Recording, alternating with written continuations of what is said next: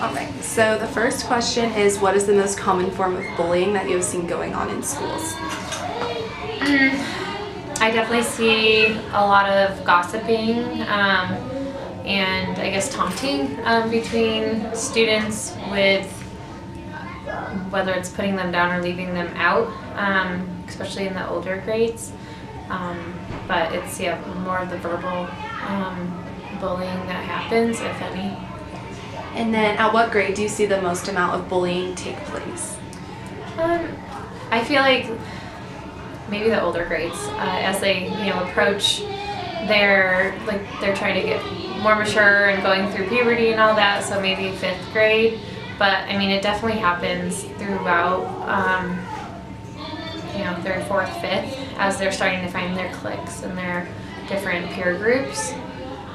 But I definitely see a lot of the gossiping and that drama with the conflict resolution happening in the older grades. Do you think that people bully others to try to lift themselves up a lot of the time, or to impress others? I mean, that's definitely one of the backbones of why they do it. But yeah, they all have their different backgrounds and why they're putting someone down, whether they're having a bad day at home or just because they want to make someone feel worse about themselves or whatever it may be. So it does stink when you hear about someone putting someone down because they want them to feel crappy, but it's a reality. And then, do you see more bullying among girls or boys, and why do you think that is? As school personnel and staff, we definitely don't see it all happening. We hear about the things that maybe students want to bring to the table and they think are important to tell an adult because that's what they're asked to do through guidance lessons or through their safe schools meetings. But I think behind the scenes there's gossip between both genders and maybe more physical aggression in one than in other. But I mean, I think it's pretty widespread throughout both, so it might be similar, but we just don't hear about it. And then, what actions does your school district or just districts you've worked in the past take when it comes to preventing bullying and putting an end to it?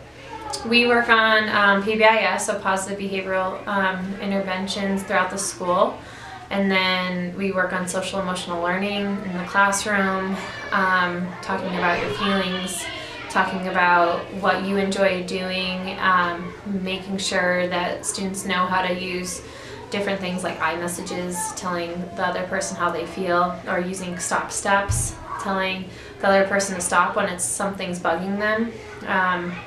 We use different curriculum and guidance, and throughout each district that I've been in, it's similar but different. Just making sure that they can stand up for themselves or have a buddy to stand up with them and telling the person to stop. And if you're a bystander, making sure you can help out that person that's being bullied. But definitely addressing standing up to yourself and telling that person to stop, because if you can't tell someone to stop doing it, you're going to just get it more and more. And then, what do you believe the most effective approaches to bullying are?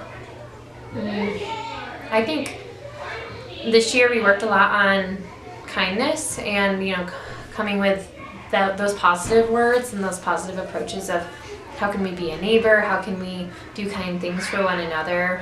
We did a couple kindness challenges, and I think that helped with friendships and not leaving others out and including everyone. Doing sports activities where everyone's involved, I think helps too.